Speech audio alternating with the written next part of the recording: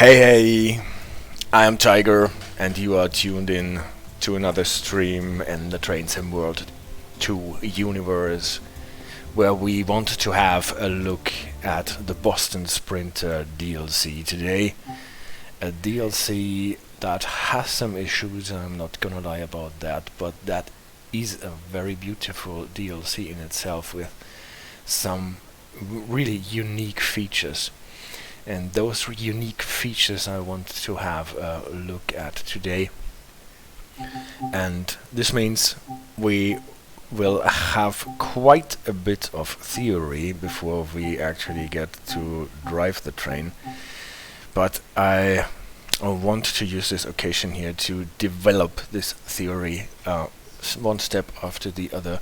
So at the same time looking at how is it actually implemented in the game, how can we understand what is happening in the game, and how can we enjoy this DLC as it is, and maybe in a way that it will be, after some of the issues have made even better than they are at the moment. So lest I forget it later, I turn on the DLC marker and then call the Boston Sprinter route, the northern part of the Northeast Corridor in the United States, as we all know. And I want to drive, and you are invited to join me on this locomotive, F40 PH-3C, in the livery of the Massachusetts Bay Transport Authority, the MBTA, what makes it the purple train. Quite unique in its coloring, the F40 being more or less a bread and butter locomotive in the United States some decades ago, and I like driving it very much. So we will pick a service first before we jump into the game, and I wanted to drive this service here, 809, so I turned it on as well so that I do not forget it later, starting at 10:23. You've seen that before. I select the service, then I go back with escape, and then I explore on foot, and after turning on some clouds, I have the time that is immediately before the service starts already set in this marker here.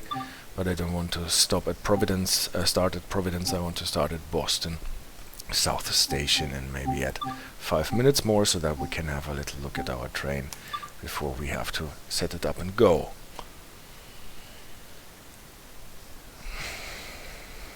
Thank you for the moderating today, AJ, once more. I hope you're doing fine.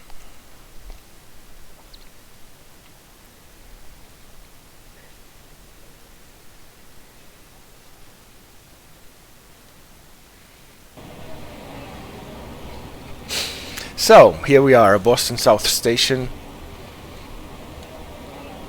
I really like the implementation and what it looks like. Obviously, you cannot have thousands of people crowding around, but you have these unique roofs with the tracks, and you can see the station building itself over there, and even the exit is nice. You can't leave it, obviously. You can see people coming in, but that looks great. Oh, actually someone turned on the tail lights here. Maybe this is not our train. When is it supposed to be? Yeah, it's the 132. This is why it has the tail lights on. This is an AI train that is going to leave soon. This is our train, and it does not have the tail lights on, what gives us the opportunity to have a little look at the cab car at the end of the train. Have some lights here. This is the cab. If you drive the train from Providence to Boston back, you will be driving from here. what means a very laid-back way of driving, because you want to see your speed display unit, what we will be talking a lot soon, but at the moment all we need to do is to turn on the marker lights, because every train needs to have a red marker light, or better 2 of them at the end. This is required by the operating rules. This is our train. Let's go a bit through the cars, showcasing them. I really like this square construction of these trains, of these cars. So totally unlike the ones that you have in Europe. The emergency tools are missing for some reason. Maybe they did not get a license for an axe in their game.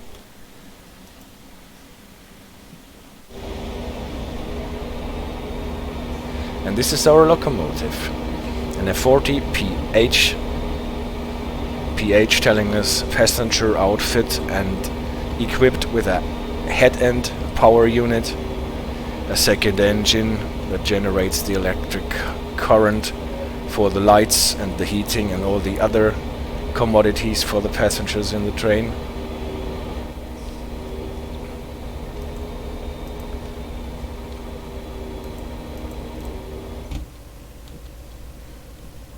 That is already on. This is the control panel for the head end device.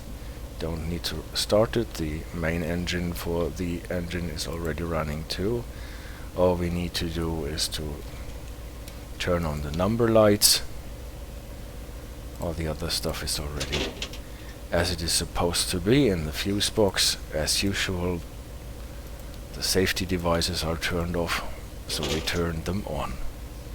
This is the place we will be sitting and driving our train from. Let's set the cameras first, so that we can see what we are doing. They have very nice PIS, passenger information service boards. You can see still we are on time. Most probably it will not stay like this, because of a lot of adverse signals that I hope we will be getting on this service. So, what are we doing to set up our train? As usual in those diesel electric American engines, engine run, fuel pump, generator field turned on. I want some gauge lights so that I can read my dials. The EP brake is on. Don't think that it makes a difference to turn them off. We want some headlights.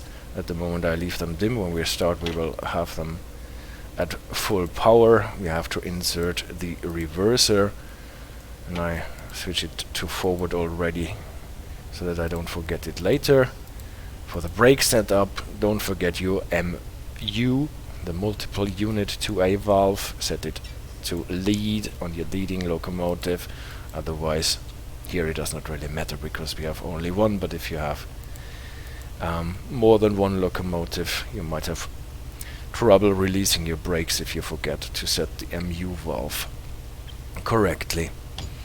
I apply the independent brake so that I can release the train brakes, cut them in so that the brakes can charge. Brake pipe pressure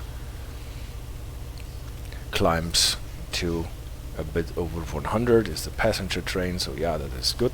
We have here on the first meter the main reservoir with the red end 130. This is still climbing, so that it is getting close to 140.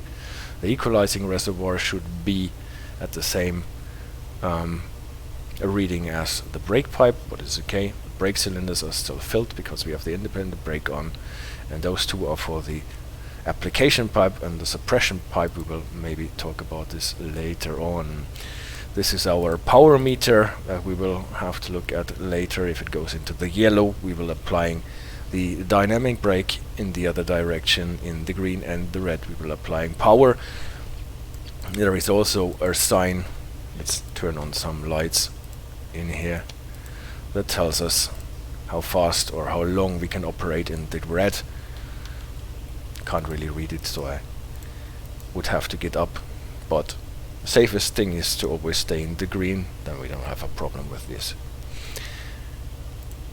This is the most important meter here when driving the train. Actually, we do not have to bother to apply the dynamic brake ourselves, like in the older diesel electric locomotives in Sandpatch grade, for example. They have a lever for the dynamic brake. Here we don't, because the train just applies the dynamic brake automatically. It blends in the brakes after you apply the brake, you train brake, the air brake, and after a while it will just mix the electric brake to it.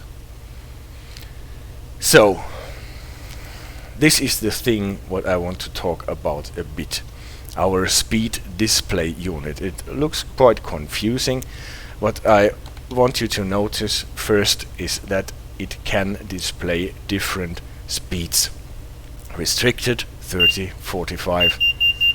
Yeah, and it can beep actually when the signals change, and now the signals changed because this train is coming in the station. Our signals for leaving the stations changed, and this unit, this device actually picks up the signals that we are getting and displays them for us. And how it does this, I want to talk about and explore a bit in a theory part here. Yeah, this train looks really cool. I like it too, especially the purple color.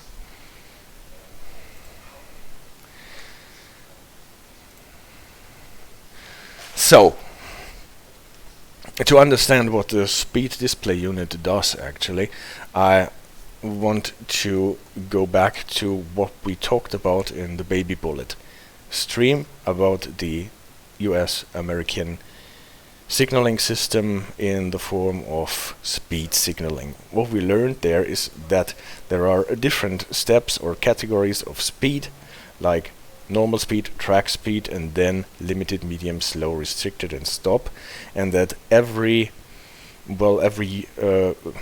signaling system, every body of rules, every railway, if they want, apply their own values. In Caltrain universe in California with the baby bullet, we had those values applied to them, and then we had trackside signals showing us the appropriate aspects for those speeds, and we always usually have 3 signal heads that can be green or yellow or red or other colors even, and we have looked into the principle of moving down the aspects, and by doing so indicate different orders to the train driver, like on top it is clear, move down, and flashing it is limited, and so on. And we will find the same principle in the NORAC rules that govern the train movements in Boston and the Northeast Corridor mainly. I will just go quickly through what we had in Caltrain to get it back into our memory. If you want to know more about it, then you are most welcome to rewatch the Caltrain baby bullet stream on YouTube. The link is below my channel. And here we have seen that we have a different set of approach signals, and depending on the aspects, actually they announce different reductions in speed limit and order you to drop your speed to certain numbers, and that we also had an advance signal that was 2 signals before the red one. When we have learned that missing or black signal heads are usually treated as reds to get to our 3. Yeah, and now I want to talk about what happens in the NORAC territory. NORAC is it is not only a body of rules that governs the train movement for one railroad, but for quite a few that are just working together and have their yeah, their set of rules that applies to all of them. And the most recent edition of them is the 11th edition from 2018 to my knowledge, and this is where I got all the information from that I am trying to tell you about here. And I threw everything out of the Caltrain schematic to show you what is actually the same here that we have in NORAC, like we have it in Caltrain. We have the same thing, that we divide our speed spectrum into different steps. The track speed is called normal speed here. Then we have limited, medium, slow, restricted, and stop, and we have the corresponding signals to them. Flashing green in the middle is limited, green in the middle is medium, green on the bottom is slow, and the red obviously is red. And we have the yellow for the approach signals, always combined with put the yellow on top of the aspect for the clean signal, a clear signal, and then you have the corresponding approach signal. If you want to put additional order for, like here on the medium thing, not telling them you have to be at medium speed when you hit the next signal, but you have to slow down now to medium speed, then you can move it down one signal head, and then you have the additional order of medium approach. Medium now, medium later. Same thing here. Medium, slow. Medium approach, slow. So actually with this matrix you can read all the approach signals with the corresponding names. Like when you are here, you can read it as a medium approach stop, but the stop you don't say, it is a medium approach. If you are here, you don't have a limitation, you just leave it away. You have a approach slow, approach medium, approach limited. And here you have a medium approach medium. Not all the boxes are filled in every system, but you can put the signals that you find in the operating rules in a box like this, and then it is, at least for me, so much easier to actually understand where the signals belong to and what they are supposed to say. So this is what is from Caltrain and in NORAC the same indication. And now we will look at what is different. The first thing that is different is the assigned speeds to limited.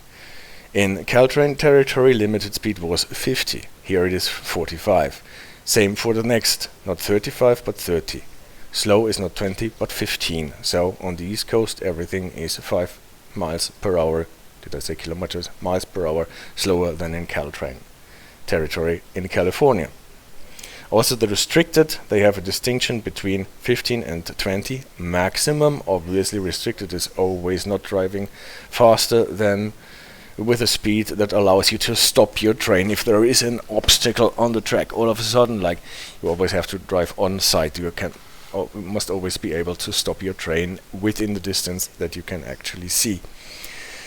Why it is 15 and 20? The 15 means in interlocking when there are switches, 20 on open track. And the signals for restricted in NORAC territory look a bit different. In Caltrain we had reds that are flashing. In NORAC territory we see for the first time, in my stream at least, the lunar white. The white light that is together with the reds or alone means restricted. Why is it called a lunar? Because it is a white where all the other colors have filtered out, so it is a really clear white, like moonlight, and that gives it the magic name of lunar white. So if you see a white light here on a regular signal, then it means restricted, just like the flashing red in the Caltrain territory. Those here are a bit confusing, because now we have a yellow underneath at least one red at the bottom of your signal, and they are supposed to be a restricting signal. What is so defined like this? This is very confusing if you come from the Caltrain territory, because there those signals would be approach signal, medium approach and a slow approach signal, meaning that with this signal, medium approach, you can go with 30 miles at first and just have to be ready to stop your train at the next signal, while as actually here it means restricted. So you can't drive around the corner with 30 miles, but you have to drive around the corner so slow that you can stop your train if all of a sudden there is a cow on the track or whatever. So that's just the first thing where it is really important that you know in what signaling universe you are to especially understand those yellows that don't have the yellow on top but somewhere further down. The next thing that you see is that for the first time the principle that a missing light can be read as a yellow is no longer true, because you can see here that red over yellow over red means actually a medium approach, while a red over yellow missing is a restricting signal. So we just see that there can be a difference between a signal missing or a signal being read. Another signal that I wanted to introduce at this point is a red with a plaque, with a number plate or a plaque underneath. That is a stop and proceed signal. If you encounter a signal like this, you have to stop, you have to reduce your spirit to 0. This is why I painted the 0 here and put it into this. But then you can actually drive on with restricted speed. It's a bit like a stop sign in road traffic. You have to stop, but then you have to go on. You can go on cautiously. I don't know if there is any situation in the game where this actually happens, but I wanted to introduce it because later on the sources actually refer to a stop and proceed signal. And then there is a special category between limited and normal for our NORAC rules, that is the cab speed. What is the cab speed? It is 60 if it is not indicated otherwise. You can encounter it in a trackside signal with a flashing green on top, and that means if you want to know how fast you can go, look on your cab signaling device. This is the thingy that we just saw before in our locomotive, like this one here. This device tells us how fast we can go if we are running under flashing greens. And this is, if it does not say anything else, it's 60. But it can be faster or it can be slower, but if we can't make out what our device is telling us, it is 60 here. Okay, we will look into this later on. Just to get the trackside signal system ready, we can see here in the approach slow department, next to the two yellows on top, we have actually also the aspect that results if you apply the general principle of putting a yellow on top to this slow clear. Then you get this. And this lives in the NORAC territory as well, or is at least allowed. I haven't seen it in the game, but it is supposed to live there. And then we can fill in the blanks. A limited approach is a flashing yellow in the middle. And now the next thing that you have to be cautious about, if you grew up in the Caltrain territory, a flashing yellow in the middle is an advance approach signal, a limited advance approach to be exact. And now the flashing yellow in the middle is a limited approach. What is the very important difference? If you encounter this as a limited approach, the next signal will be red. If you approach it as an advanced approach signal and think it is an advanced approach signal, the second signal will be red. So if you think, well, I got the flashing yellow, I have 2 more signals until I have to stop, then you will be in for a nasty surprise at the next signal, because it will be at danger and you have to stop. Yeah. Due to the concept at this signal, you have to slow down as soon as possible to limit it and then go on with medium speed. The medium approach can look like this, flashing yellow in the middle, but no red light underneath. Again, there is a difference between 3 signal heads and the red underneath, and only 2 signal heads with a missing underneath. And the slow one principle put it down the flashing on the bottom row. Those denotations here, if I have just an arrow to medium, then it means those signals here tell you to slow down to medium, or to start slowing down to medium, so that you finally reach the next signal with medium speed. If there is an exclamation mark behind, then it means you have to slow down to medium at once, as fast as possible, as soon as you can clearly see the signal. Best you will pass the signal with medium speed. So here, respectively, limited speed as fast as possible, then medium speed. And here you have to be at slow speed, then you can accelerate to medium speed until you stop at the next signal. So, important for me is that you can see that the yellows, flashing yellows that are in any other position than on top, are totally different, or very different, in the NORAC universe than they were in the Caltrain universe. So with signals like this, you always have to be careful.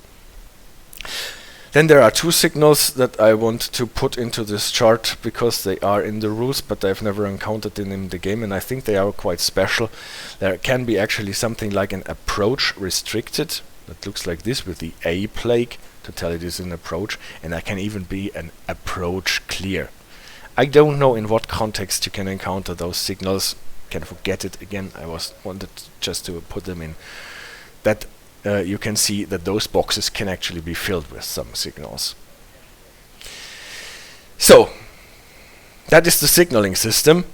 So far we have a working signaling system, but the problem is it all depends on the driver to adjust the speed of the train. He sees the signal, he knows what he has to do, and he adjusts with the control the speed of the train.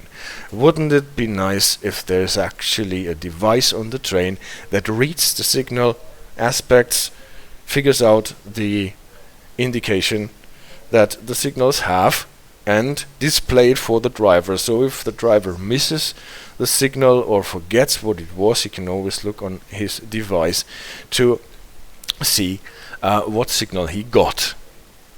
That is great. The next great thing about this is that if the driver fails to see the signal because he fainted or he was not attentive, then the train can actually check if the driver reacts to the signal and adjusts the speed accordingly. And if he doesn't, the system can stop the train.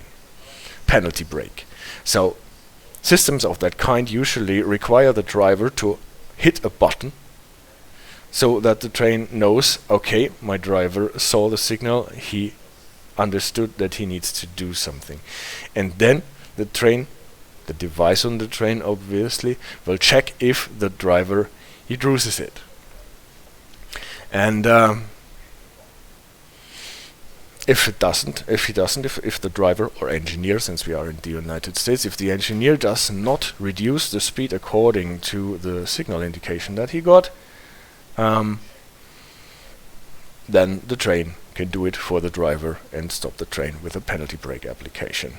So this is the second advantage that a system of that kind provides. So we have an automatic train control here.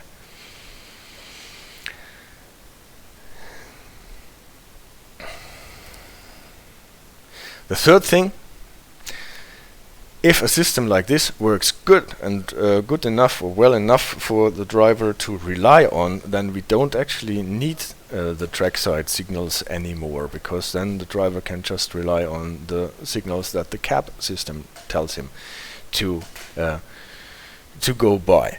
And so, at least at some points, we can just skip the trackside signals, which are quite expensive to build and to maintain all the time, and we can just give the driver or the train an impulse by radioed in from a transponder, for example, and then the device tells him what signal aspect he just passed and what he is supposed to do. And even more, we can reach the train by sending the train through the rails, actually, which are conductors. Through the rails we can send the train impulses, so that we can change the signal aspect even if the train is just between two signal points. We can send him a signal restricting, so that the train has to slow down, or we can relieve signal aspect before that.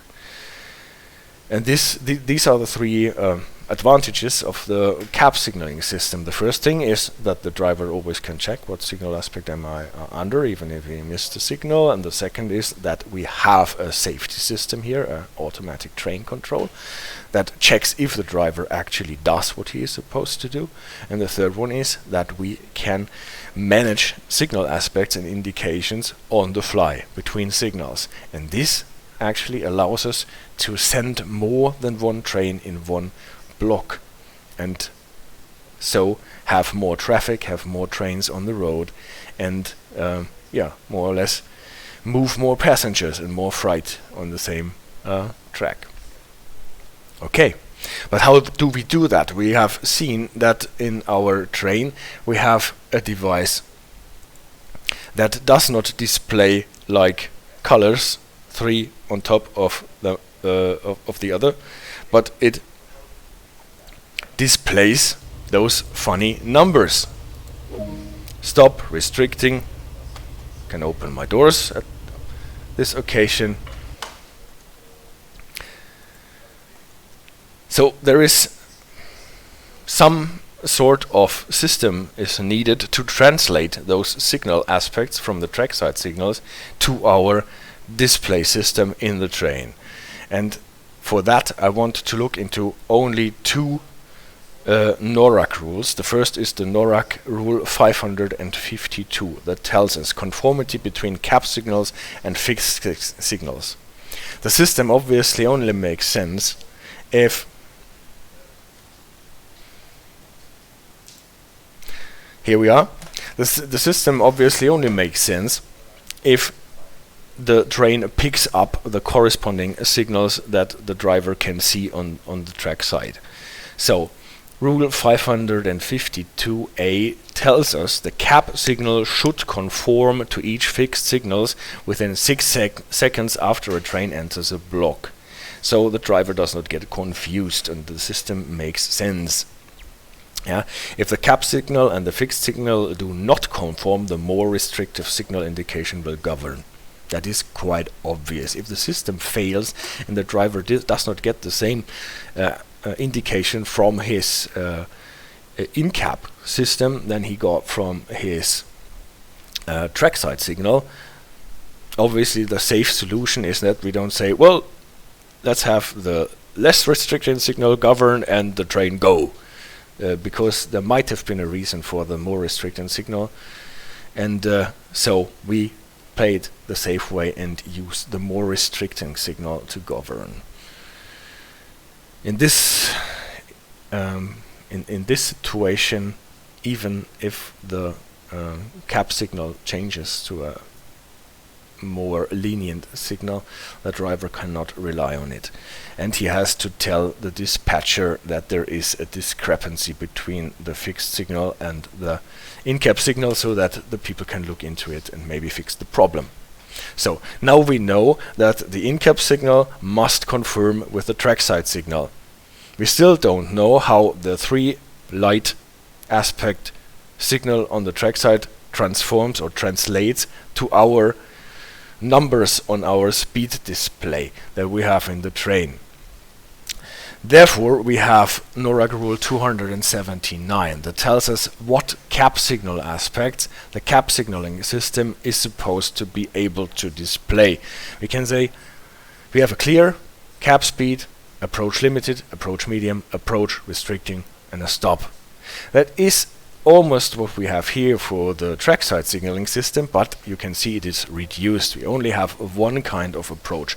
We don't have a limited approach, a medium approach, a slow approach, and an advanced approach, just one approach. So we need something to tell us how those more complicated, more diversified trackside signals translate to those aspects that the device in the train can tell us. And the next thing is, our system in our train does not have any colors at all, it only has numbers. So we see the second column here, SDU display, speed display unit display, with a little star that tells us some engines, like ours, are equipped with a speed display unit that displays an authorized speed rather than an aspect. representation of a fixed signal. Okay, and then we can see the speed display unit for cab speed. It tells us obviously the cab speed that is supposed to be kept for a clear, maybe it shows us something that is clear, and for limited, for approach limited and approach medium, it always tells us 45. So it does not actually make a distinction between approach limited and approach medium. It always goes to 45. The approach always results in a 30. The restricting and going on to a stop signal always will result in a 20 miles per hour. So we can see the more diversified indications of the trackside signals are, more or less cooked down more and more when they hit our speed display unit in the train.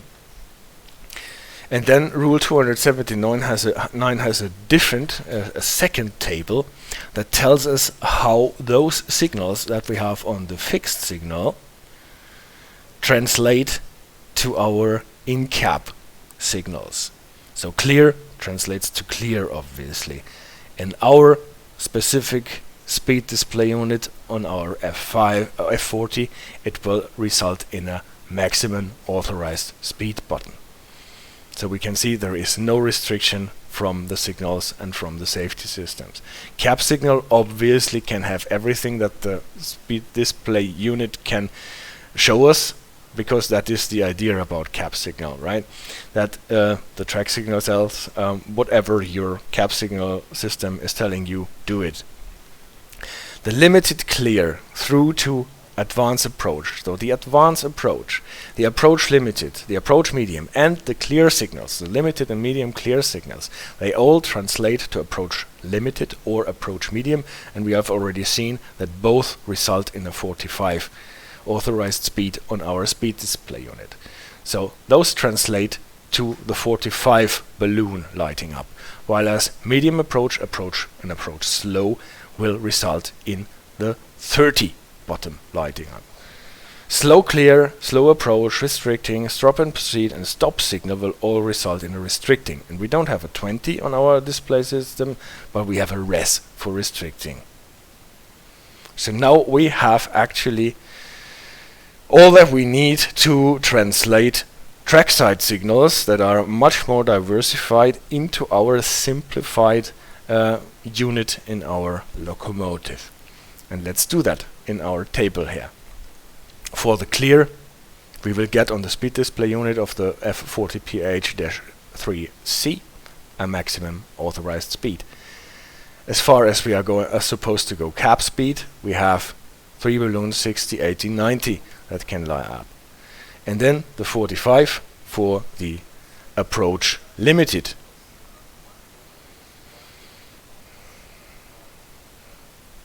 For the approach medium,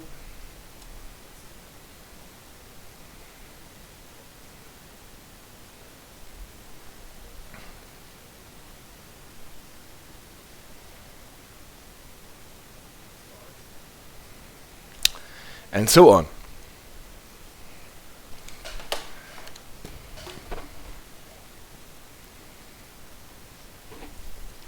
So if we look at it again, the signaling system for the limited speed can tell us the limited speed value, 45. And for the medium speed, the medium clear, it can tell us the 30. We have a button on the speed display unit that tells us TPP. I am not really sure what this is supposed to mean. I couldn't figure it out. I tried to find out what this is supposed to mean. It is on the same level as the 30. I've never seen it being lit in the game. If anyone can tell me what this is supposed to stand for, please feel free to do that. It'd be very interesting. Well, we can also see that for slow there is no extra balloon. There is only the restricted for the slow. But that we have seen already in the table before, that a slow clear will result in a restricted. Also does the restricted, obviously, and so does approaching a stop signal. There is a button with stop. I am not entirely sure if there is ever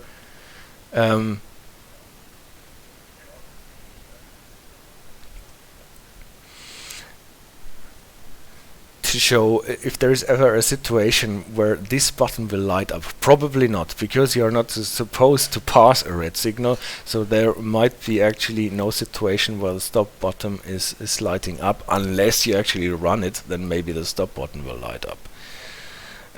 The question mark for the TPP is, yes, because I have no idea what the TPP is and how it is different from the Appraoch 30 indication that our speed display unit can give us. And now what we still have to do is to see what our Appraoch signals will translate to. And I have tried to do that. I have looked into a guide that Cactus Juice on the TSW2 forum wrote about this route, and I have tried to ascertain that what I'm telling here is confirm what he is writing in his guide, in his excellent guide, by the way. And we go confirm in so far as that for the limited, the Appraoch limited and the Appraoch medium, we both translated to a 45, to limited speed here. What is obviously more restricting than the trackside signal itself, because the trackside signal tells you you will be approaching a reduction to limited speed, and you have all the time in the world until you hit the next signal to go down to the 45, while as your speed display unit tells you go 45 now. This is more restricting, but this is what the rules more or less result in if you translate the Appraoch limited signal into a 45 on the speed display unit. And it's the same here with the medium, and the same here with the advanced Appraoch. You don't have all the time in the world to drop to limited, but you should at best be at 45 already, or go into suppression braking to get there very soon. And all the other signals that require you to go down to medium speed result into medium 30. Same here, same here, same here, same here. It is not specified for the limited Appraoch signal, but obviously since it is between those two signals, it can't be something else than the 30 here. And for the slow, it must be restricting. So, we see the cab signaling system works in the way that it translates the trackside signal into a simplified version on our speed display, and we have to accept what our speed display tells us. This is very complicated. I think if you go it step by step like we did it today, then it makes perfect sense anyway. If you don't want to go all the way with a theory here and just work with the speed display unit that we have in our train, everything is easier, because then you just do what the speed display unit asks you to do and you are fine. Another thing that I wanted to point out about our speed display unit is that it does not only supervise you if you go according to all those signaled restrictions, but also it supervises you if you keep all the civil speeds. The maximum speed of a train is not only determined by signals. There is also the track speed, also called the civil speed. There are the signals that give you a speed, then there are safety systems that sometimes give you a lower speed than the signal speed, like we have seen here. Safety system tell you to go 45 now, while the signal is telling you you can go on as fast as you want, as long as you are down to 45 at the next signal.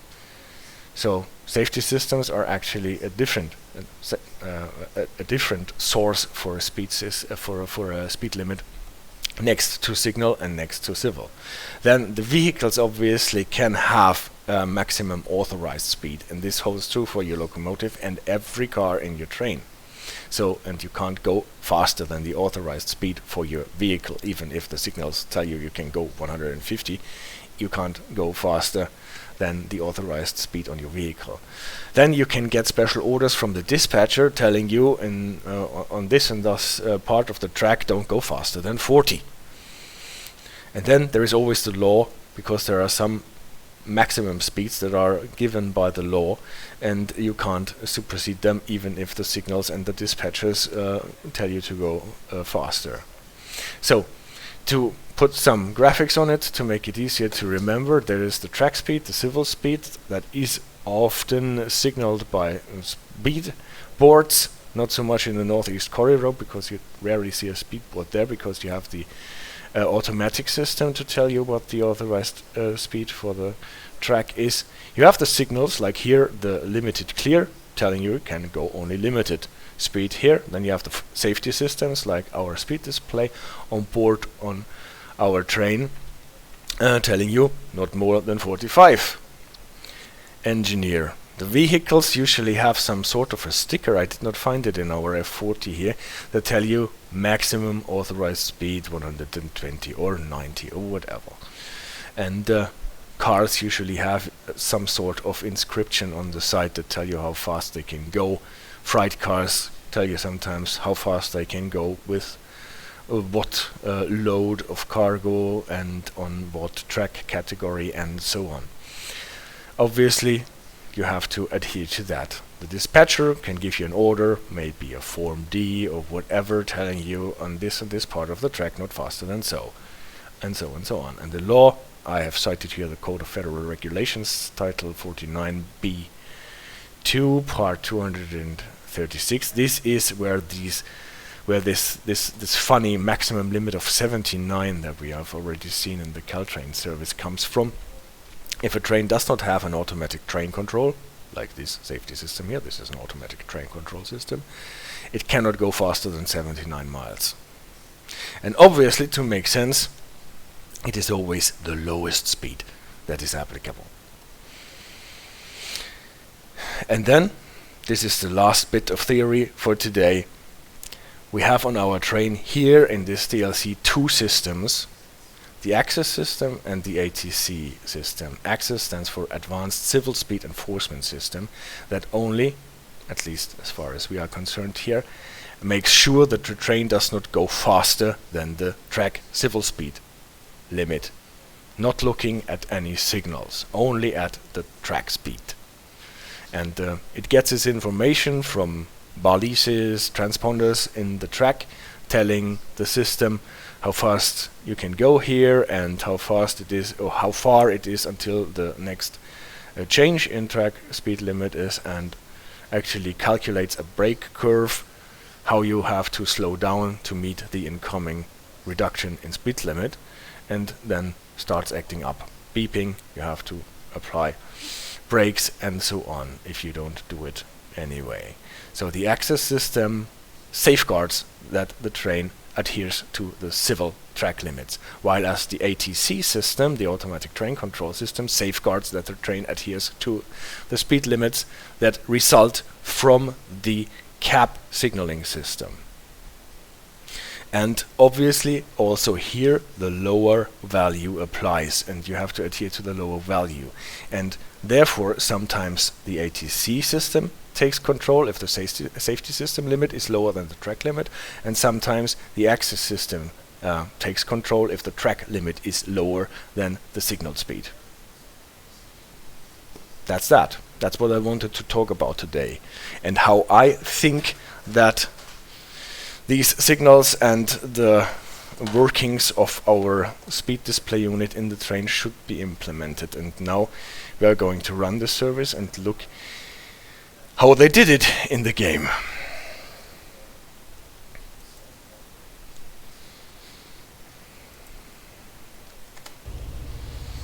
So, this is our famous speed display unit. You can see on top of it the ATC light and the access light.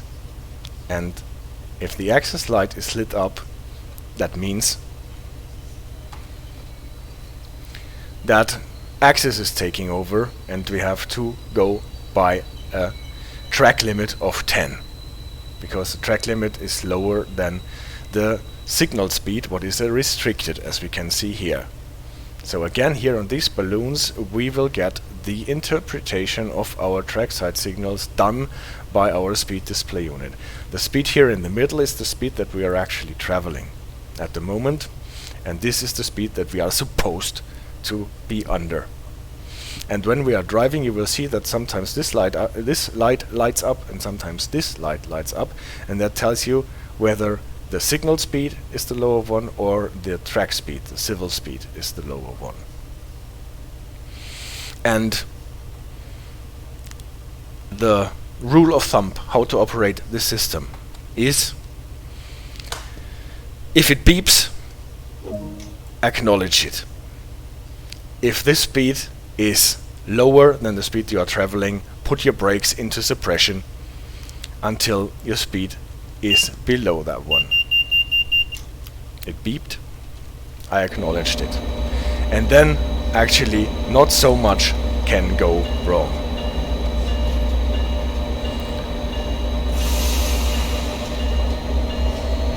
So I hope the train will move. I hope I actually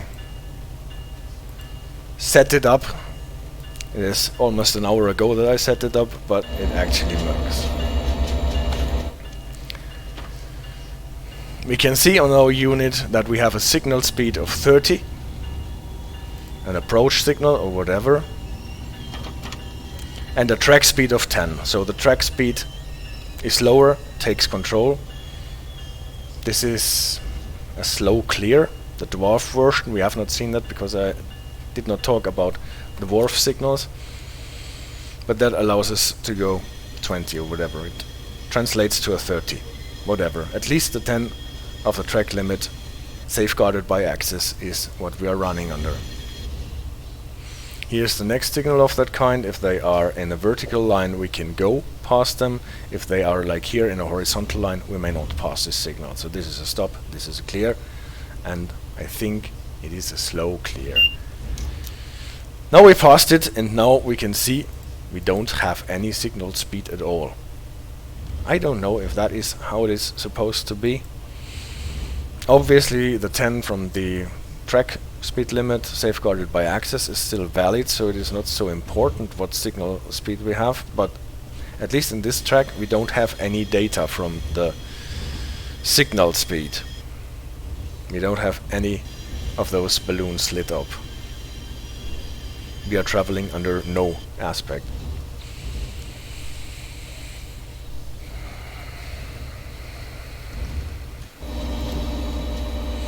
Look at that.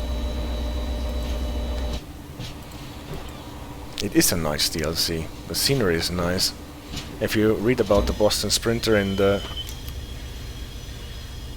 That was the alerter. Obviously we have an alerter. If I fail to operate controls within 90 seconds, it will always start beeping, and if I don't hit the alerter button, then it will stop the train again.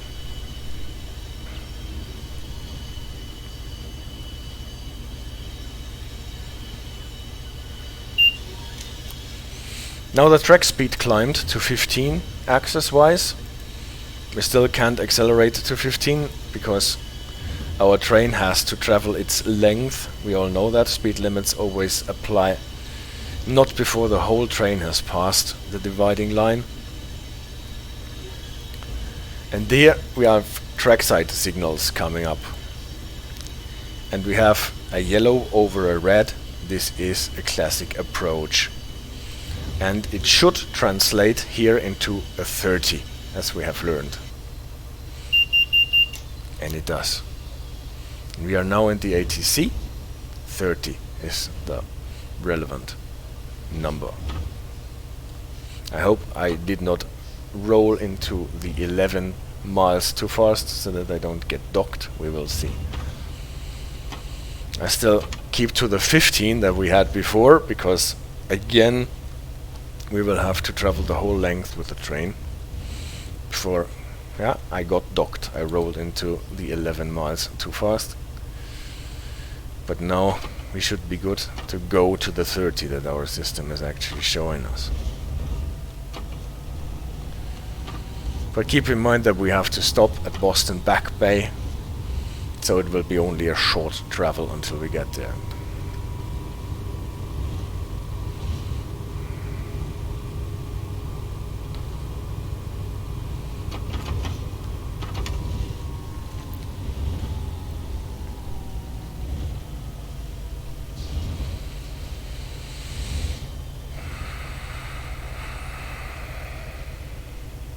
Coasting, going downhill.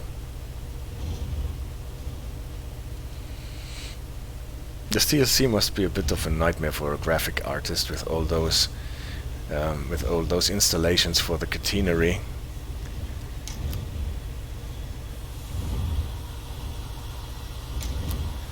You can see on our speed display unit when we are applying the brakes, the brake application light lights up.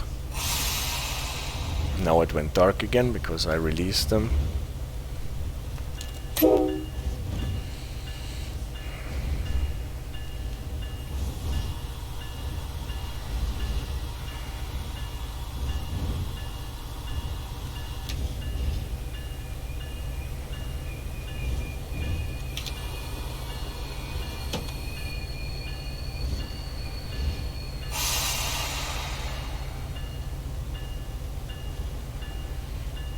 And now first stop in Boston Back Bay.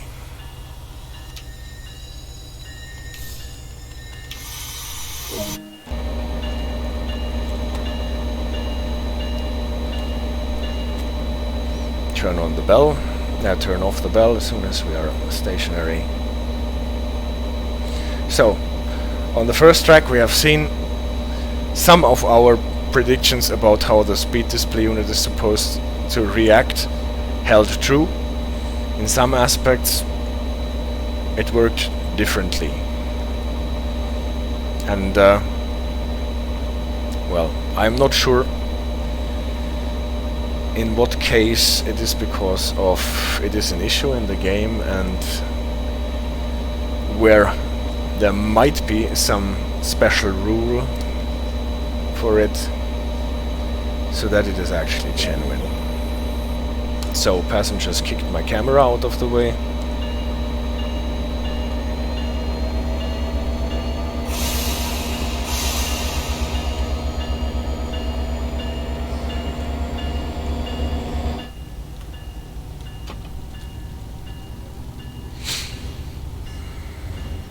Next stop is Ruggles.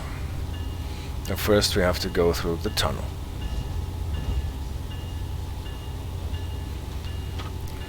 When accelerating, always keep the amp meter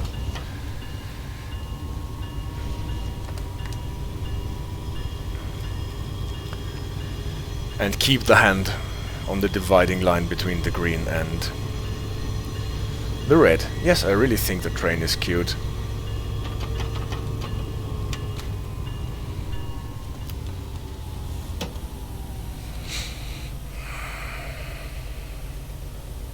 I actually prefer it over the fast train that is in this DLC, the American version of the Siemens Vectron, the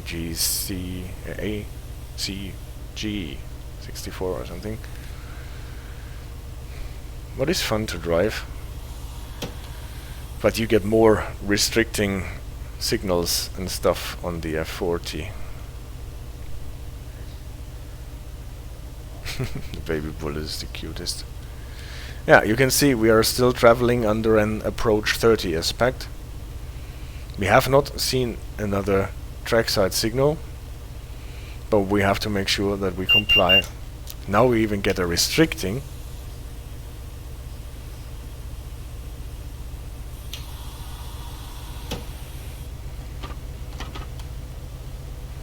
Mustn't go faster than 20, because outside of interlockings. Like when your SDU tells you to slow down and you see that you cannot actually slow down very fast, there is a position where you can put your brake lever into. It is called suppression, and then you don't get a penalty brake as long as the lever is in this position. So if you are traveling with 80 miles and you're all of a sudden get an aspect that you have to slow down to 30 or 20, then yank your brake lever into suppression and just wait. You can relieve it even before you hit the speed, but I am not totally sure what are the conditions of how fast you have to comply with the signal speed, and when you can at least move the brake lever out of the suppression and slow down to the intended speed.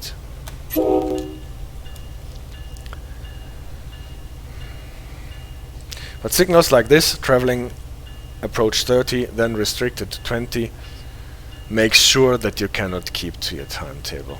Like here we are creeping along with 16 to make sure to not go faster than the 20. We lose a lot of time,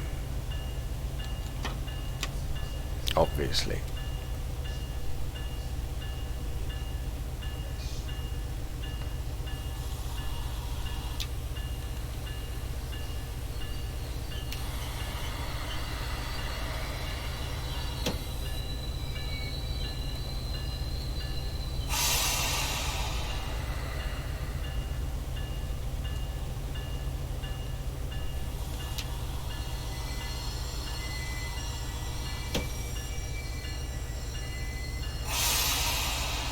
This other train that we see on the track next to us maybe is the reason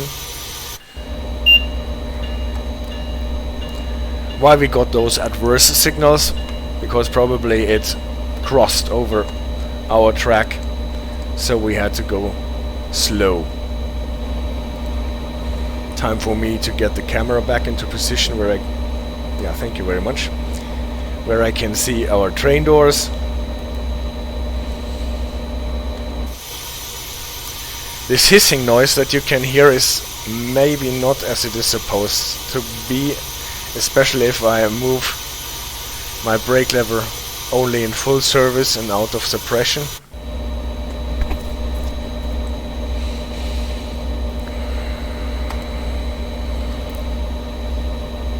Locking the doors, releasing the brakes, bells, a bit of power, releasing the independent brake.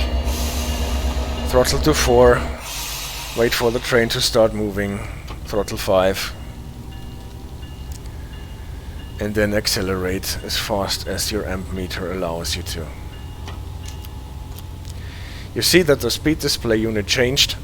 We are now at maximum authorized speed, and so Access takes over and tells us 90 is the maximum authorized speed here. The approach 30 and restricted 20 that we had before vanished. But as you can see, we are already going into the next restricting signal. We have an approach limited yellow over flashing green, and we have learned it should result in a 45, but it doesn't.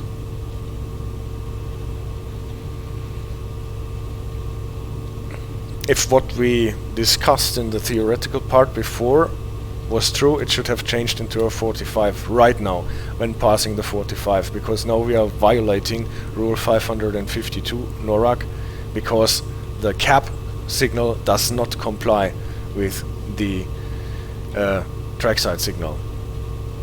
We will be getting the 45 not before we pass a code exchange point, a transponder, where we get a new signal in our train. And actually you can see those thingies on the track. They are like little boxes with a little roof, grey, and there sits the equipment that can send a new signal code into your train. But I think this is not the SDU finally complying with the trackside signal, but this is a new trackside signal.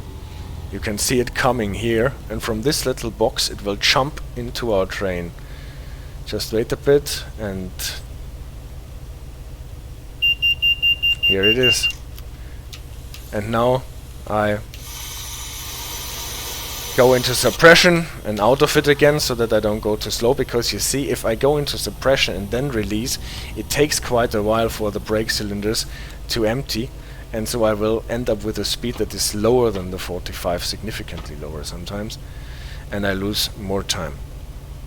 So you've seen how you react to the aspect on your speed display unit changing to a more restricting one. We had 90, now we are 45.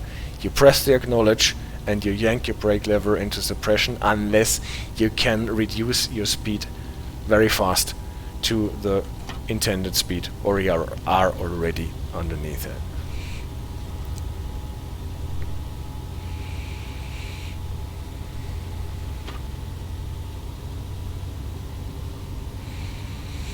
Now we have actually the limited clear, red over flashing green. I think it should stay on 45, the speed display unit, but now it goes back to 90, maximum authorized speed. Clear. It's not what we would have expected, because the reason for putting us on limited is just in front of us. We are going over a switch, as you will see, and the switch limit has 45, and this is why the signals brought us down to 45.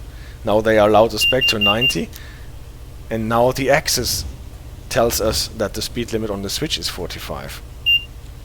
So this is probably not how the system is supposed to work. It should get us down to 45 and keep us at 45 until we are clear of the switch, like now. We're not going to stop here. Nevertheless, we will honk and ring the bell when passing the station.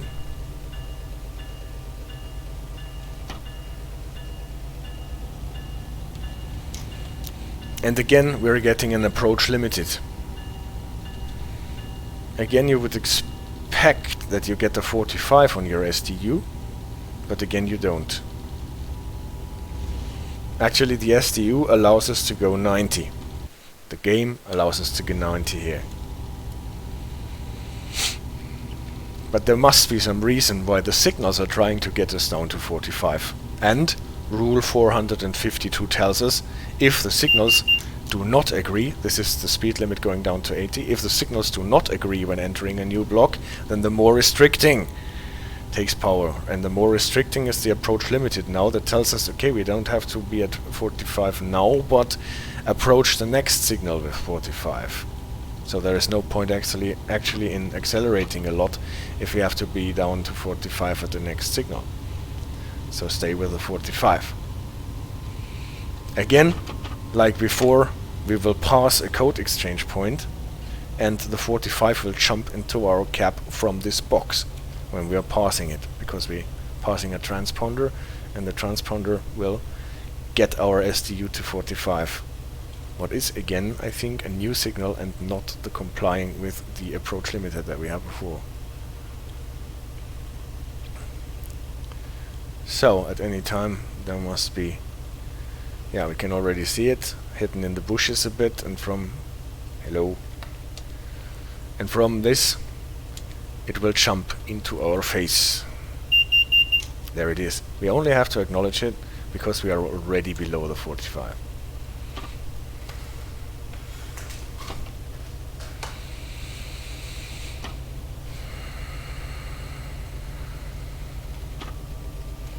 Throttle up a bit to not drop too far below the 45.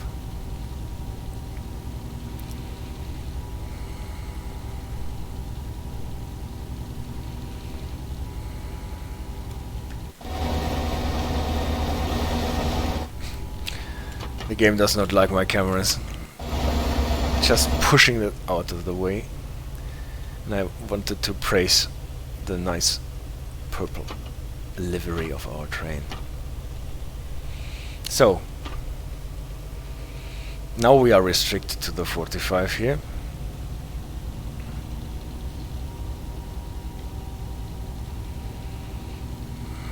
And what are we approaching? We are approaching a yellow over red. Not flashing. It looks like it is flashing. This is just because of those catenary thing is passing. This is a classic approach signal. So we should get a 30. And we're actually getting the 30. So this is as it was expected to happen.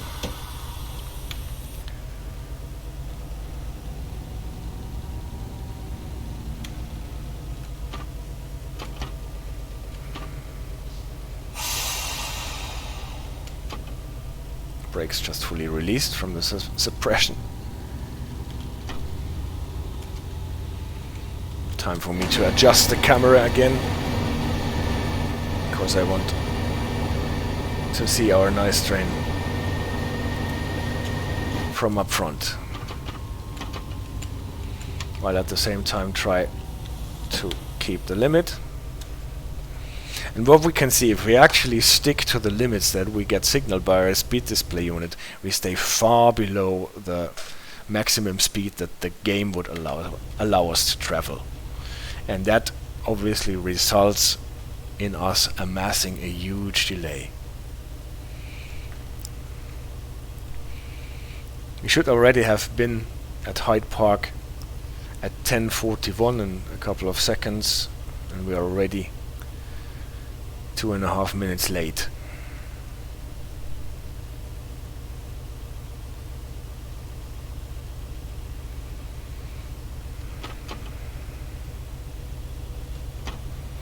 Why are we getting this approach here?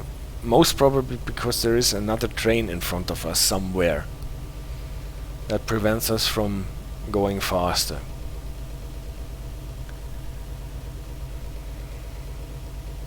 Or some train crossing the track while traveling in the opposite direction.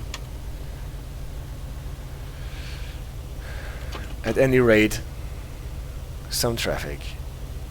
Yeah, it is restricting us.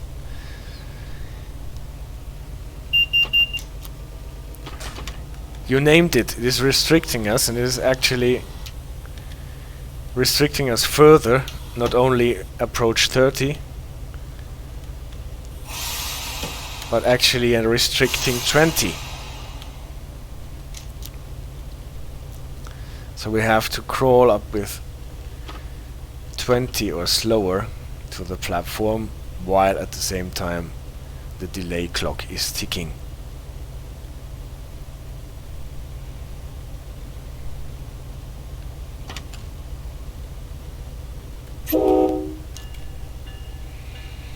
On this particular locomotive you have to turn on the bell manually. It does not come on together with the horn.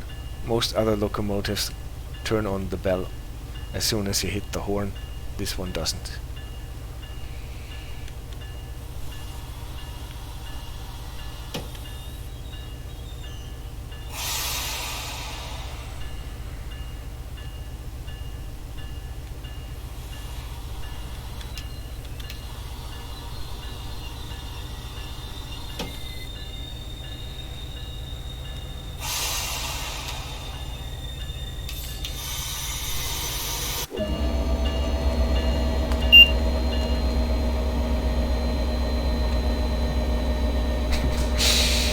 Nice how the passengers always make this little dive before they get out of the train. Boink, boink. We're doing it as well. You might have noticed when we got into the locomotive, we're always going a bit down, like something heavy that drops into the water and then bobs up because there is air in it.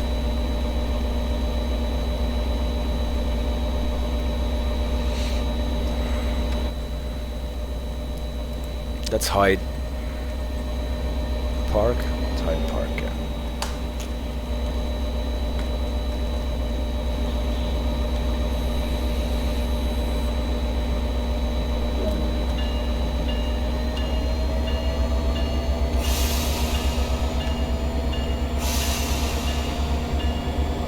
Sometimes when you have this camera here, you can see how the locomotive is starting and the trains, the car need a bit more time.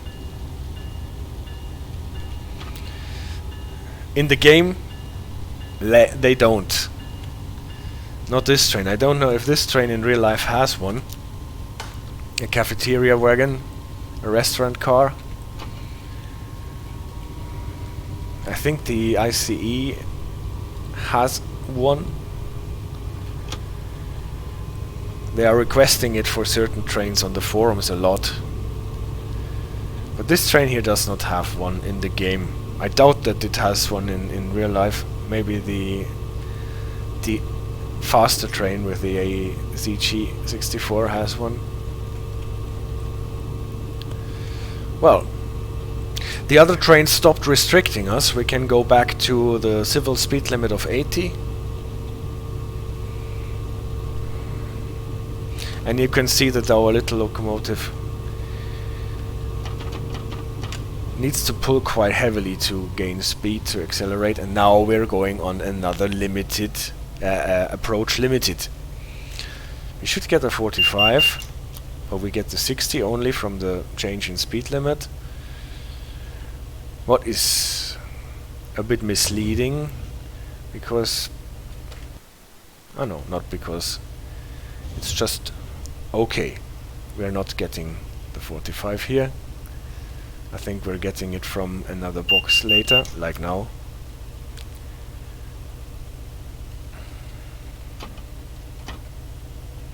We're not stopping at this station here.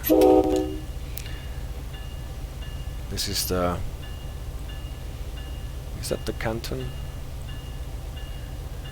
Yeah, I guess it is. There is actually a diverging route in the DLC. No, it is not that one. It's a different one. We can see our limited clear because we are going through a switch, while the switch does not have a limited. It only has a 60.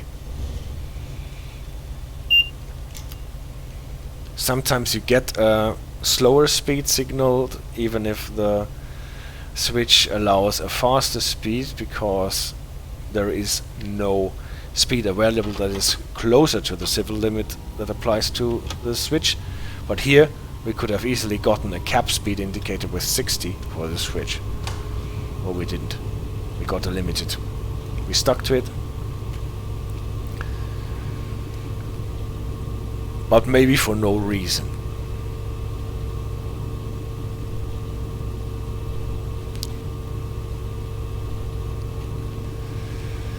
But now we have clear signals again, and you can see that now our speed display unit does not only light up the maximum authorized speed for clear signals, but also the 90. I think this is because our locomotive is not allowed to go faster than 90.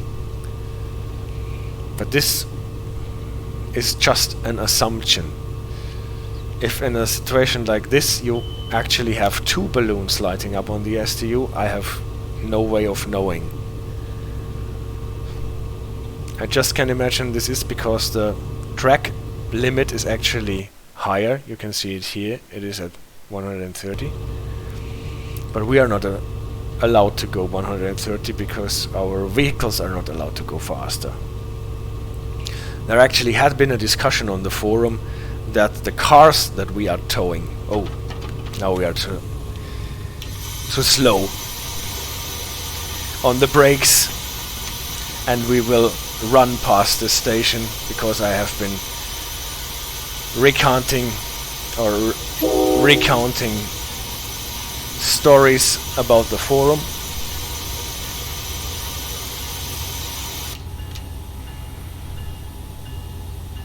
Now we just made it, but this was a bit of a harsh brake application. What I wanted to tell, in the forums they have been discussing that the cars that we are towing have a maximum authorized speed of 79 only, so that we should not be allowed to go 90 here. But, well, I will just rely on what the game is telling us here.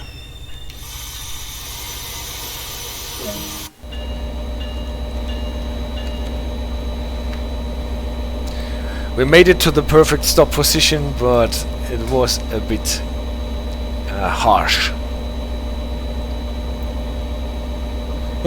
Yeah. You might have fallen off your seat.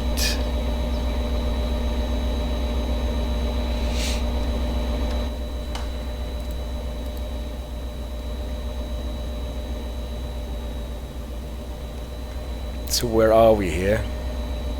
Ah, this is Route 128. You can actually see the Route 128 here, like a motorway,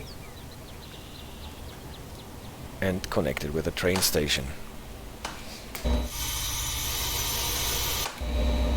So if your car breaks down, you can resume your voyage by train.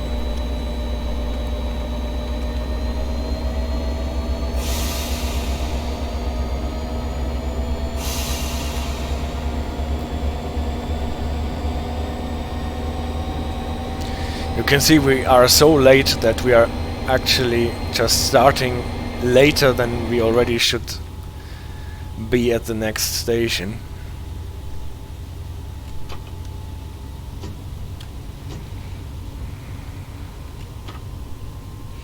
Next station is Canton Junction. This is the point where the diverging route diverges, going to Stoughton.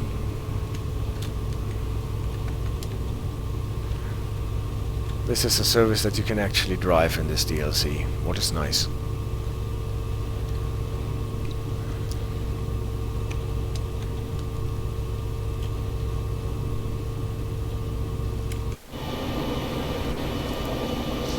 Here's some freight cars, CSX freight cars, and our sweet train on the move.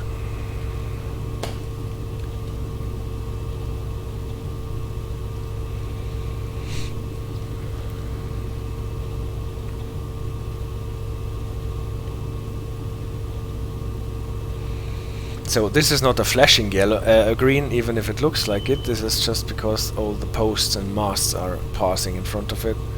That's why it looks. So this is the faster train, the AZG46, with those silvery cars.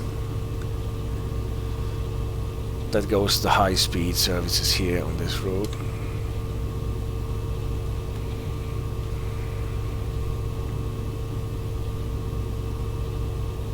Or the AGC, probably that way around.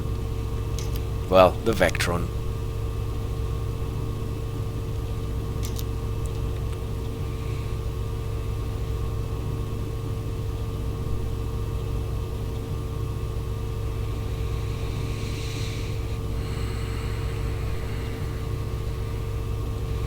This time I try to make the stop a bit less harsh,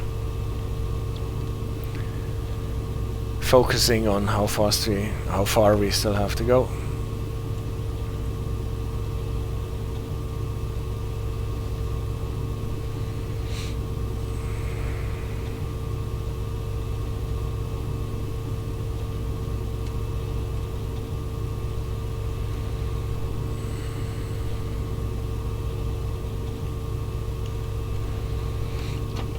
I will start coasting here.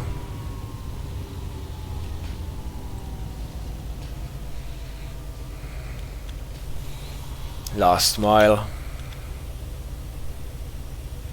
Starting to apply some brake force. Not too much.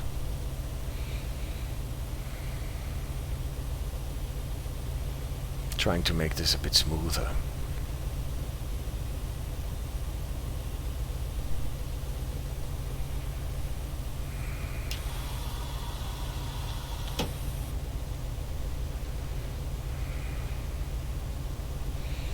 Might have made it a bit too smooth now. Can almost coast into platform speed. Well, anyway, we're late anyway. It doesn't matter so much if we add some more seconds to the delay.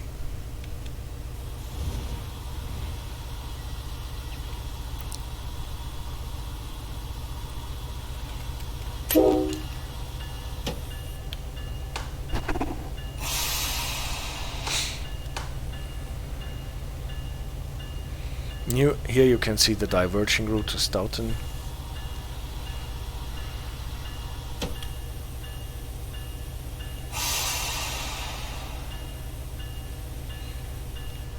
This huge building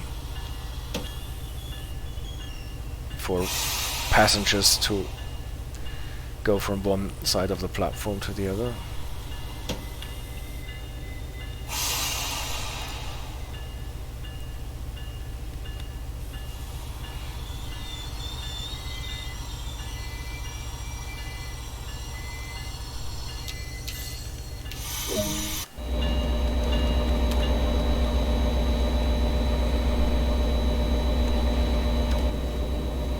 Can have a look at the station while we are waiting.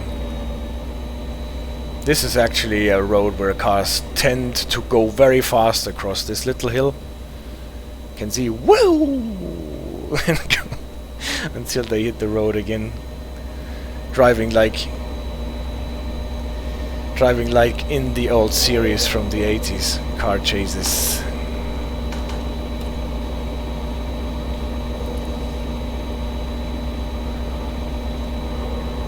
You don't like the scenery? Do you think it is boring, or don't you like that type of landscape?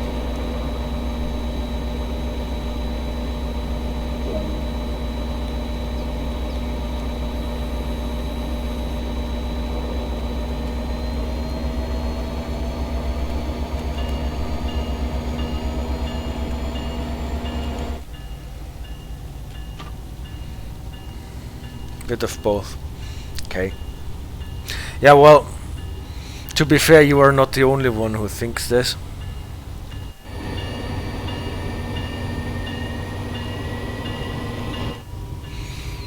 Personally, I enjoy it. I like running through this woody area with the trees and creeks. I find that really relaxing. But especially on the southern part, I can understand people think that is a bit, yeah, dull.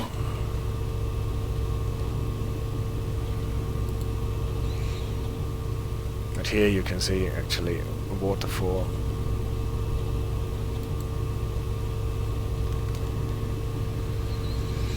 It's New England, hey?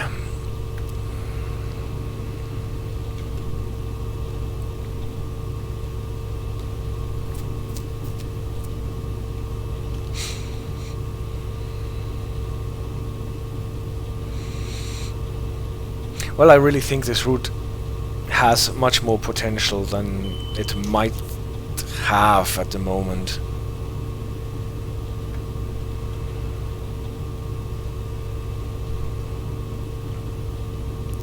This DS sign is another thing that I couldn't find out what it actually says. I have found in the rules signals with DS signs. There it denotes you that it is a special kind of switch that the signal applies to, but here we have the DS sign without any signal attached to it. This reddish DS sign seems to announce that there is a black DS sign up ahead that we will encounter soon, because from the other direction it works the same way. Here's the black one.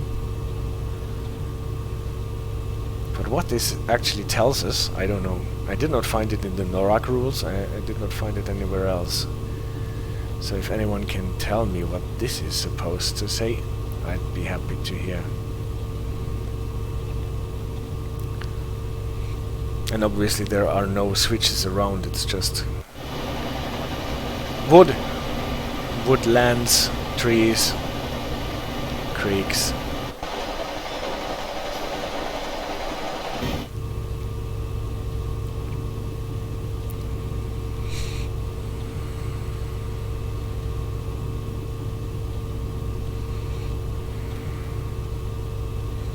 Occasional road bridges.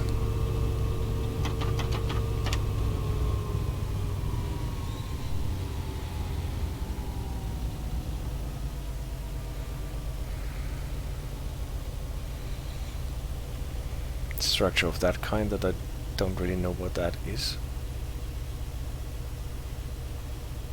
Looks like a bridge without a connecting part.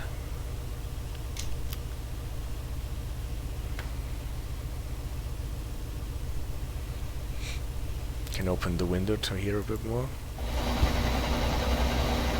The running sound. And then I mustn't forget to stop.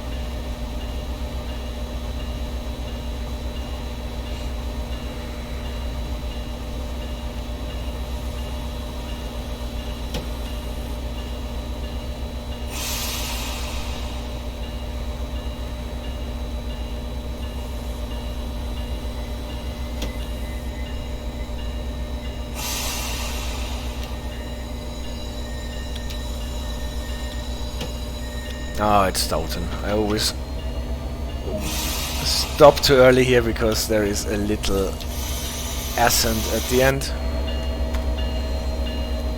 Is it Stoughton actually? It's Sharon. Sharon, that is the name. Stoughton is the diverging route.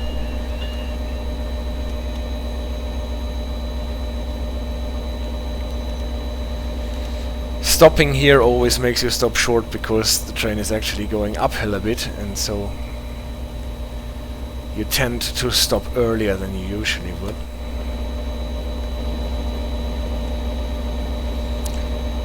Think of that when you're driving this service on your own.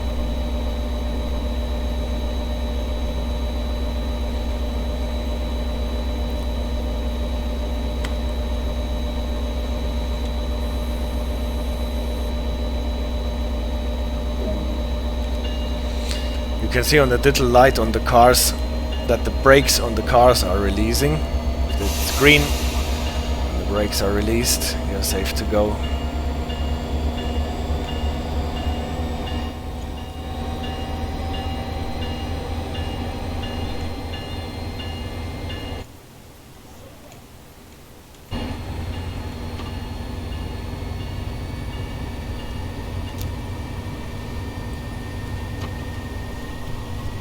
So it's 3 more stations on the way, and the 4th is the end for this service in Providence. This is actually part that is, I think, especially dedicated to the faster service that can travel with up to 140 or something like this. For our slower service with the 90 that we are allowed to travel, it takes a longer respectively. But this is actually up to the person who is running this. I like running trains through a scenery like this one with trees and trees and trees and creeks.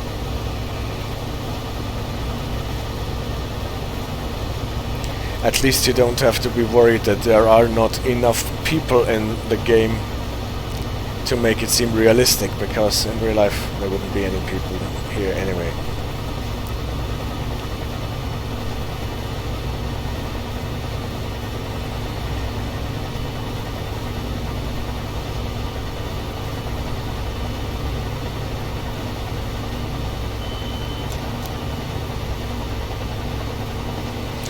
At least no other train is restricting us here.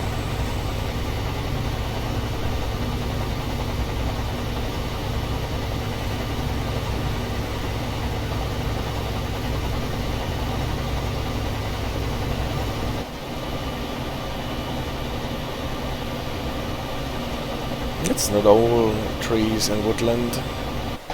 There are some settlements.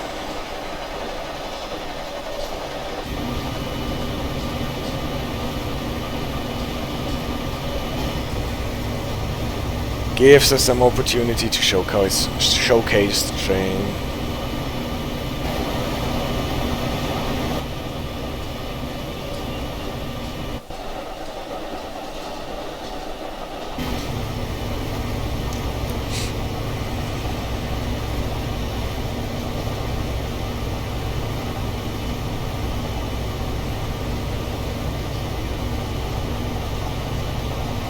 And gives us the opportunity to actually get close to the 90 line speed that is allowed here. Or for us, the 90 line speed. Our personal limit. Because we have still 4.2 more miles until Mansfield.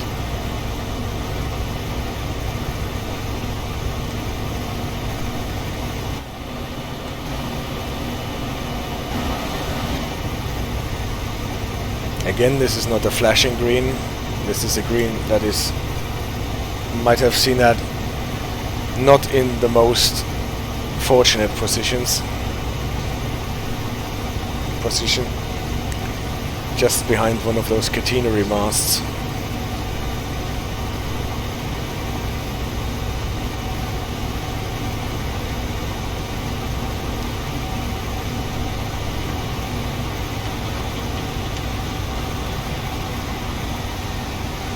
So, now we can coast through this curve.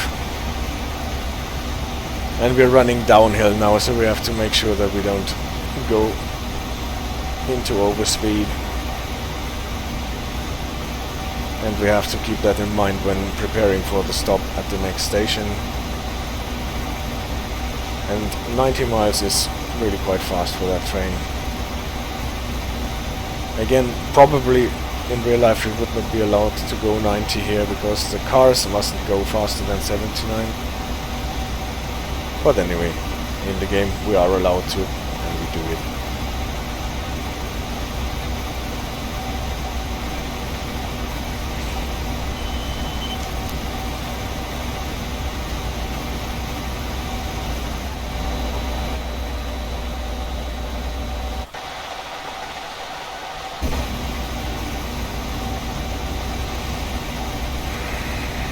Again, the green signal hidden behind the mast.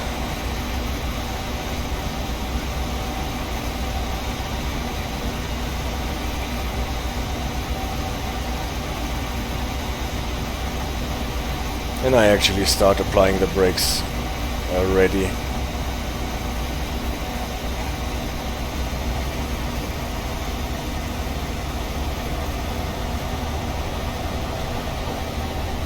Again, you can see how the air brakes kick in first and then the e-brake takes over.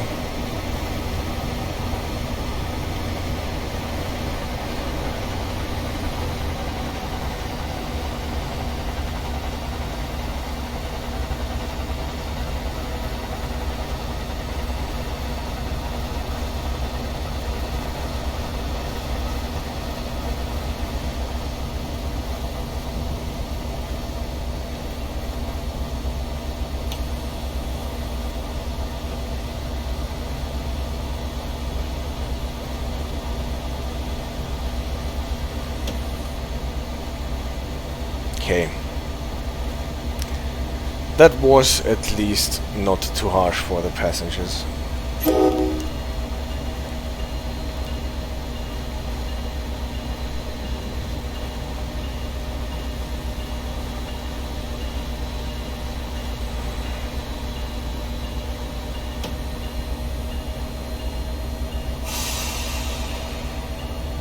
They are queuing really nicely here, the passengers.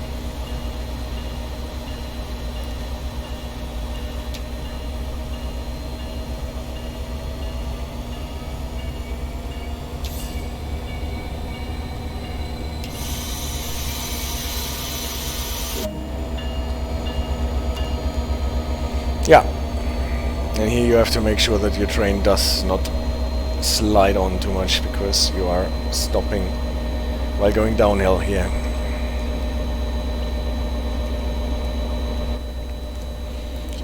Still don't like the scenery. Here we have more city.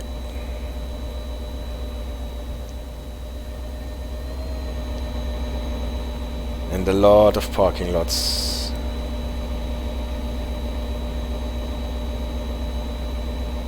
The roof here is a bit odd.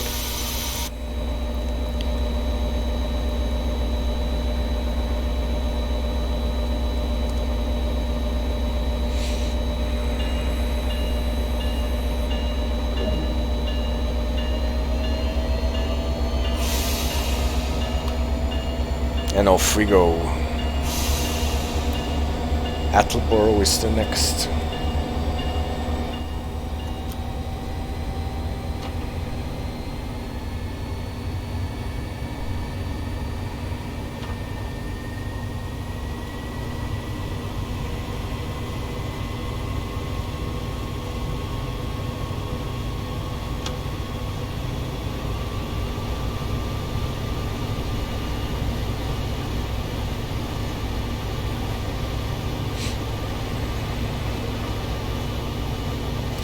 And again, some room to accelerate to the maximum.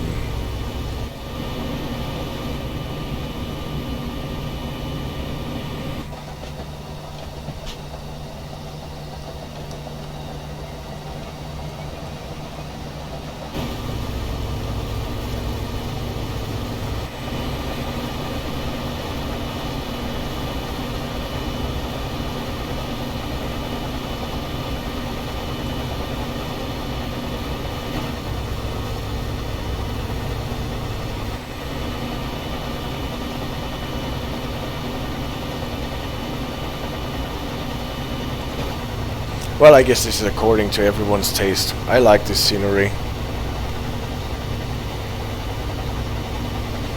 New England always gives me this feeling of calm and everything going orderly and in a nice controlled fashion.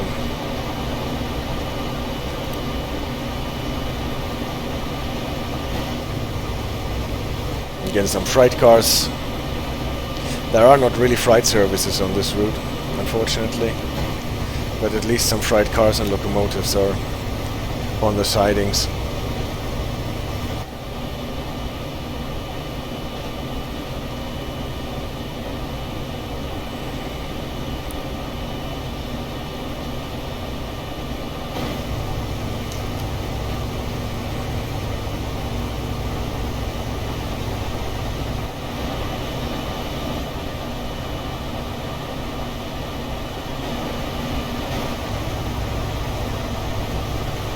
We're still not at our maximum speed, we're still accelerating with full throttle. That just gives you an idea how much force this train needs to get to speed.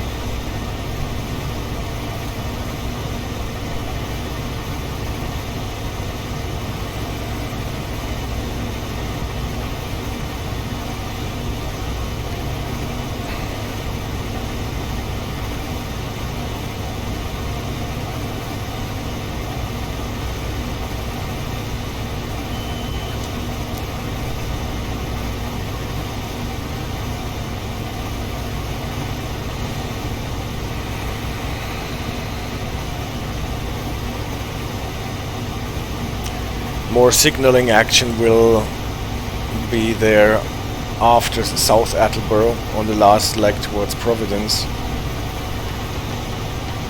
So we can just enjoy that we have a free ride here.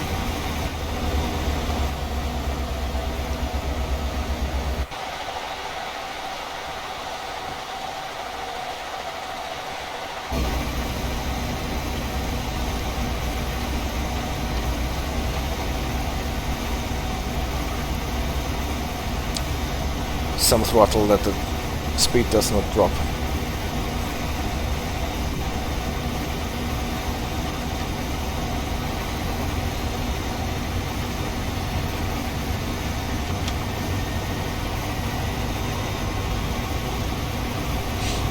Are we running uphill on this with another DS? But I still need to find out what it means.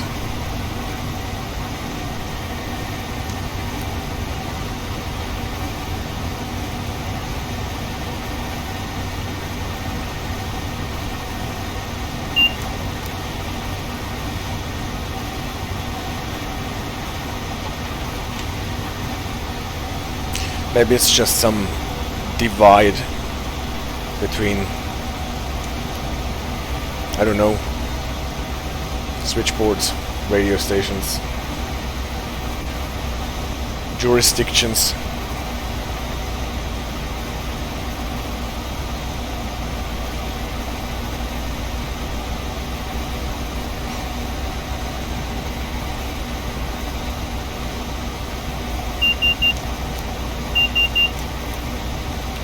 Now we have to slow down to 80. And get into suppression for a bit so that we don't get the penalty break here. But again, you can see speed drops far below the 80, even if I have been. And now we get approach limited. Again, the signal display unit does not react to the track sign. So I stick to what the track sign says and slow down to limited speed. Not in a rush, but gradually. And eventually the 45 will jump in our cab from a code change box.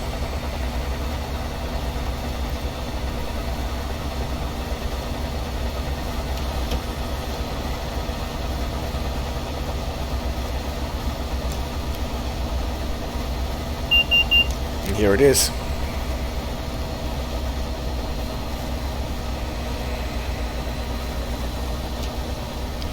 And don't forget to slow down for the stop here at Attleboro.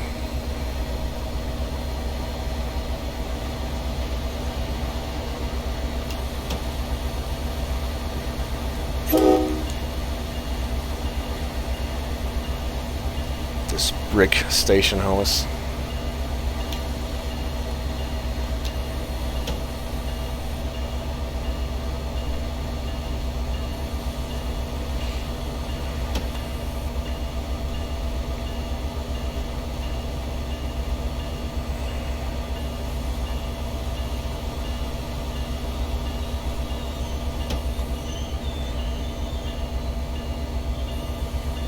Again, stopping downhill, I think, at least it feels like it.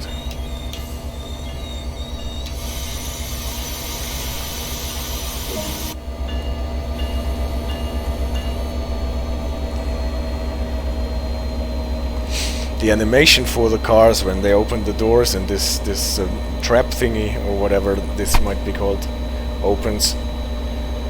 This at least you must love. Yeah, random honking is forbidden. There is even a discussion in real life if there must be that much honking on level crossings as there is today, and it gets restricted more and more. But random honking is forbidden in Europe even more so than in the United States. There was a saying that they couldn't even they could not record the honking sound for the TGV in the TGV DLC because it was not allowed to blow the horn to record it without proper reason.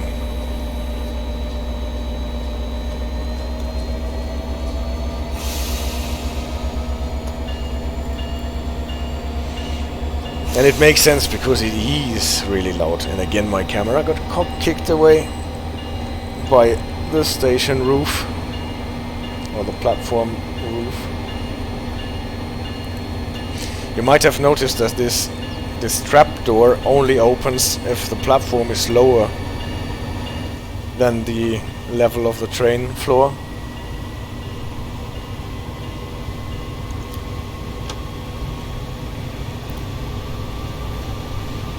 And if it stops at the higher platform, then it does not open.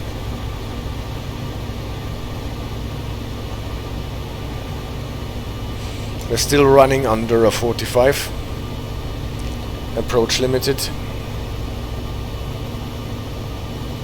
Most probably because there will be another switch that we have to go over. The thing with the random honking, by the way, is why I always do this very, very short honks when approaching a station. Just more or less tap the honk button.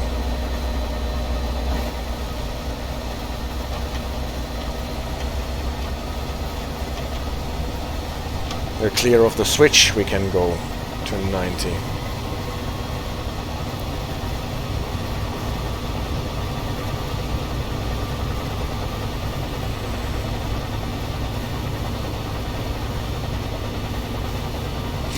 Would be interesting to know how the speed display unit handles those limited clears in real life, because obviously when you're in front of the switch you should get the 45, but as soon as you're clear of the switch then it should switch to a more favorable aspect, because yeah, well, there is no reason to be slow when you're past the switch.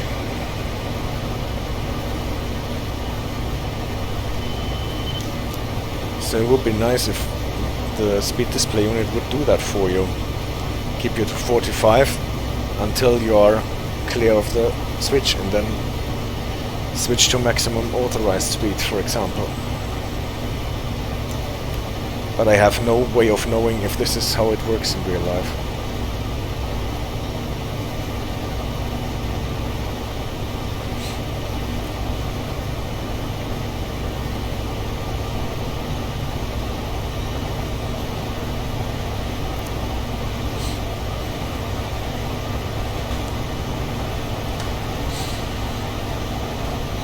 Approaching our last intermediate stop.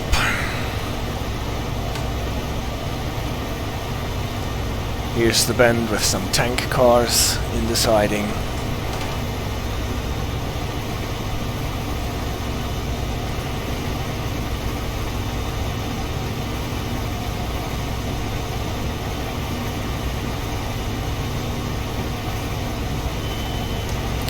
This is what I meant. It must be really a nightmare for a graphics artist with all those catenary bridges that block the view to the signals, to the trackside signals that are fixed to them.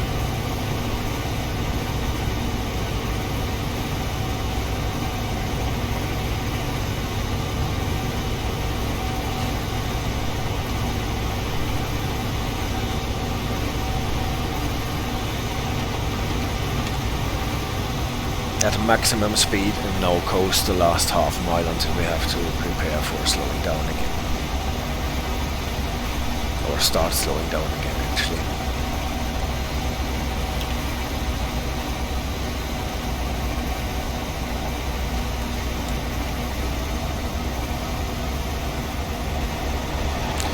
Dim the light for the train coming from the opposite direction. And then go back to bright.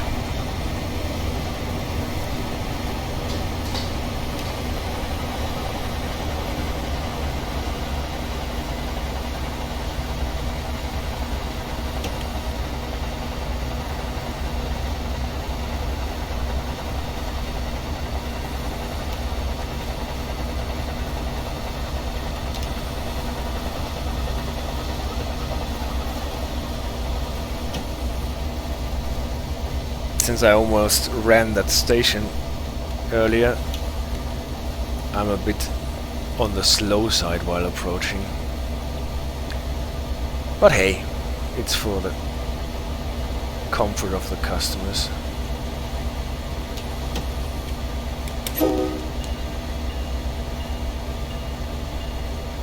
Heard the very shortness of my honking.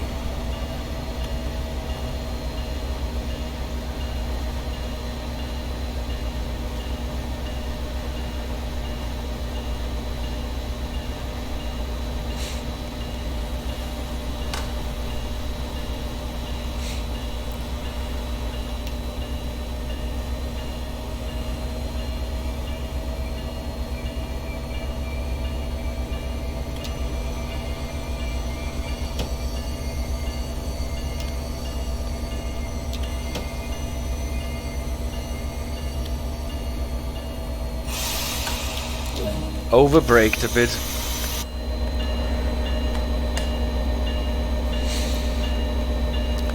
And this is the second but last stop. Now we are on our last lap to Providence.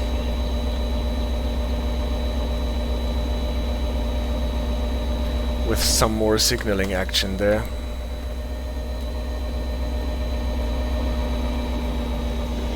Again, a lot of car parks. Walkways, impressive walkways for the passengers.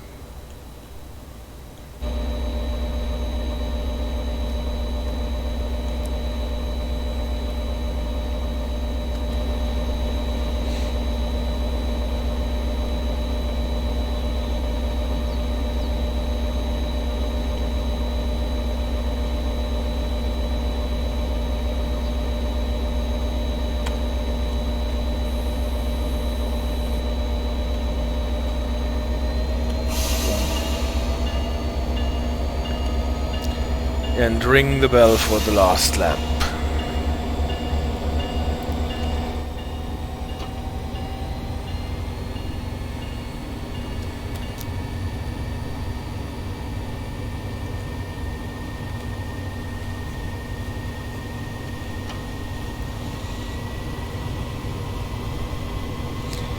.6 miles until Providence.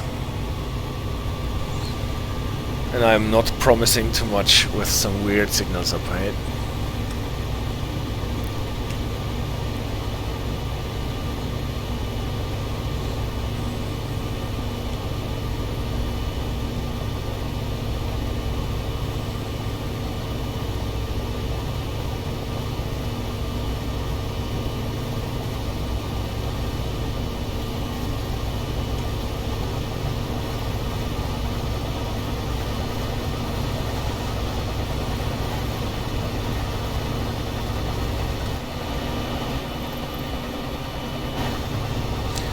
So, up ahead is a signal yellow over red. That is easy. Approach. Like before, we should get most probably a 30 here. But we're not getting anything.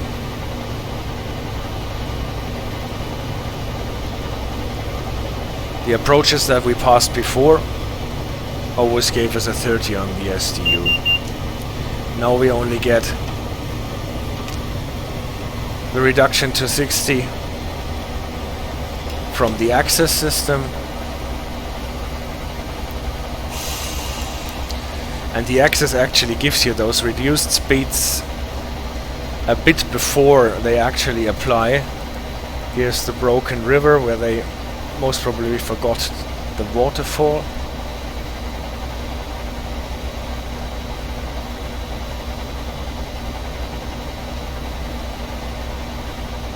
And now we're running up to a junction where there is a track coming from the right. And you see, I'm ignoring the approach now. Actually, I should slow down because the approach tells us expect a stop signal on the next one.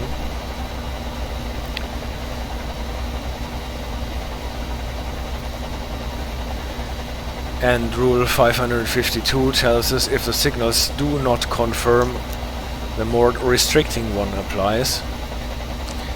But actually I know that the next signal is really far ahead, so I can just let the train run.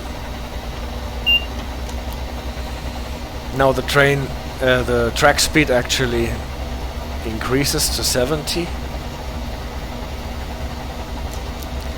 Still no indication of the approach that we passed, and now all of a sudden we get a limited speed in the train. We adhere to it, and now we are, it looks like we are going past the red, but actually the one on the right is ours. And now it reacts to an approach the way we expect it to react. Gives us the 30.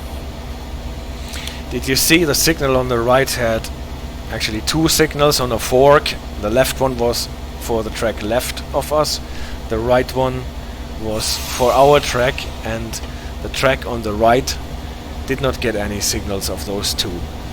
Looks a bit confusing nonetheless, because it looks like the left signal is for us and the right one is for the track on our right.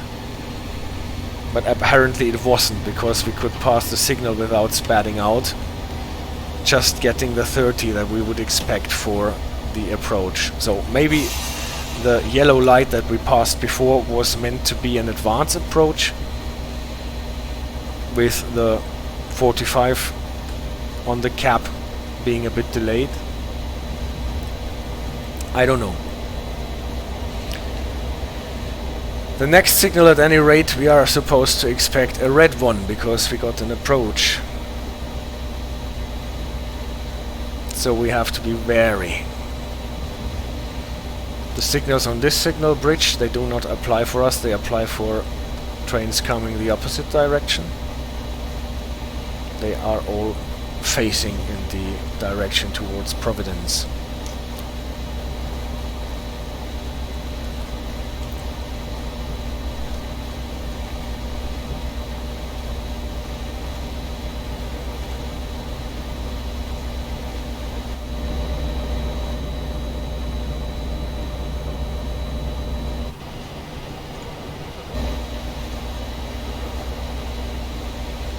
So we have to stick to the 30.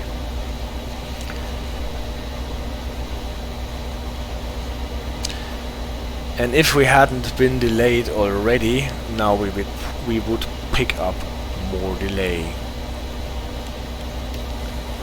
Because the track speed here is 70, and we are running under a constant approach signal, and the distances between the signals are really long.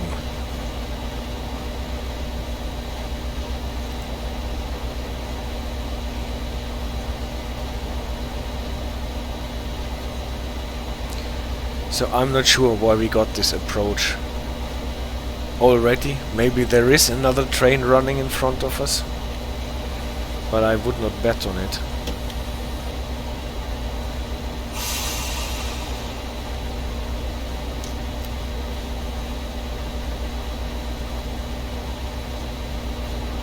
So this is the next signal. We have been told to expect a red, so I slow down, preparing for the stop, but it is not red.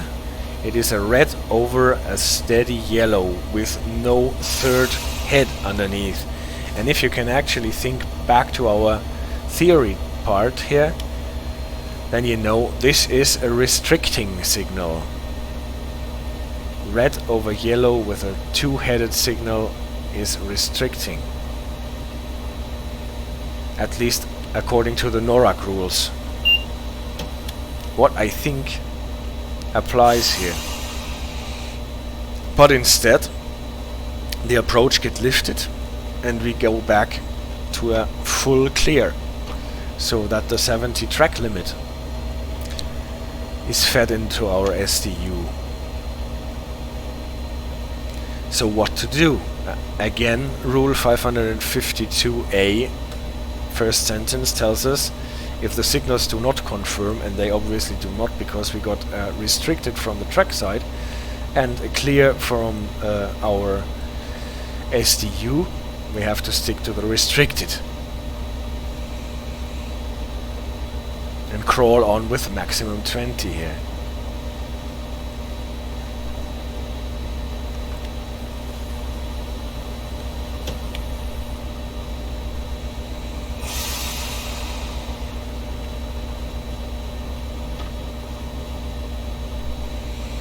Until we get, I don't know, a more favorable signal. Even if we get a more favorable signal on the SDU, what is not possible because we have already the most favorable signal on the SDU, we would not be allowed to use it because the signals did not confirm when entering the block. So it is always the restricted that is governing the next block.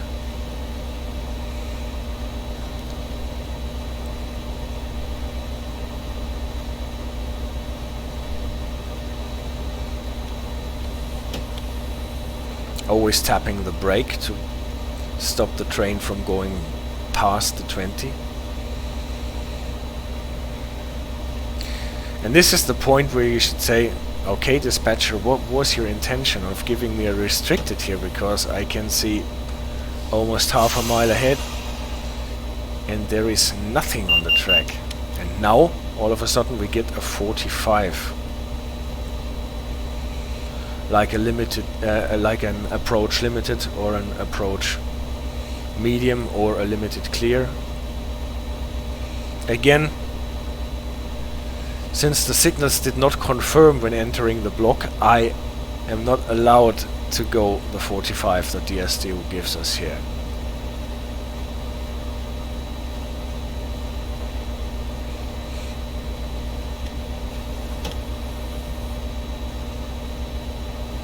Or maybe this is different because we passed some code change points, so that counts as entering a new block.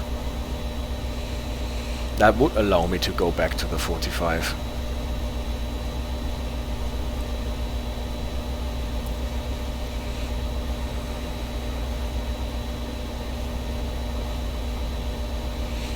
Problem is, if it is like that, we have no means of knowing if the 45 are actually intentional, because we cannot compare it to any trackside signal.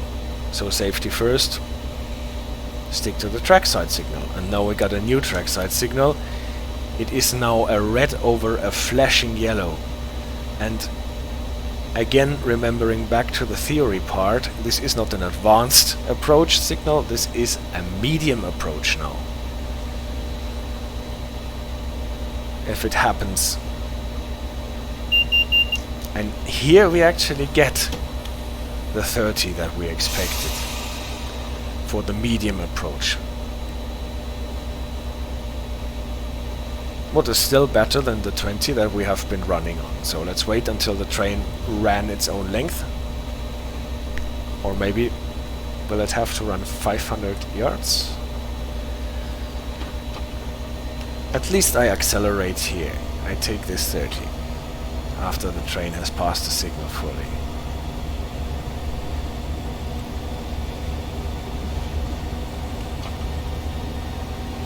This is the last bend anyway, the station is beyond that point.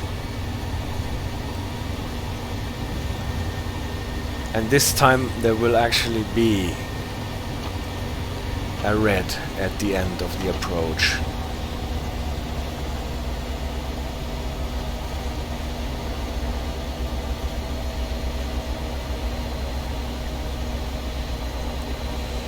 This is the Providence skyline.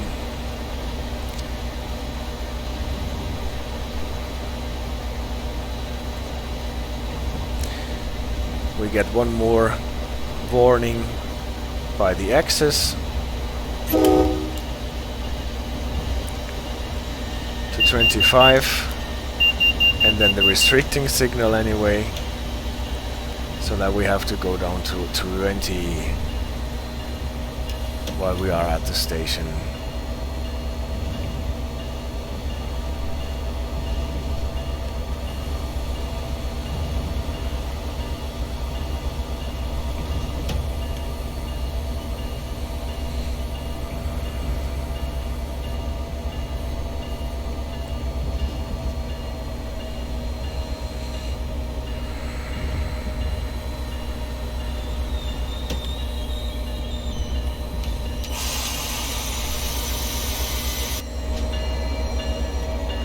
And a bit late on the brakes for the last stop, but we made it with a lot of delay.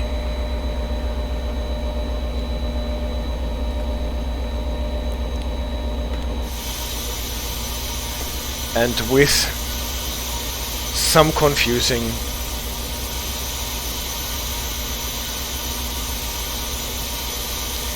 some confusion on the signals.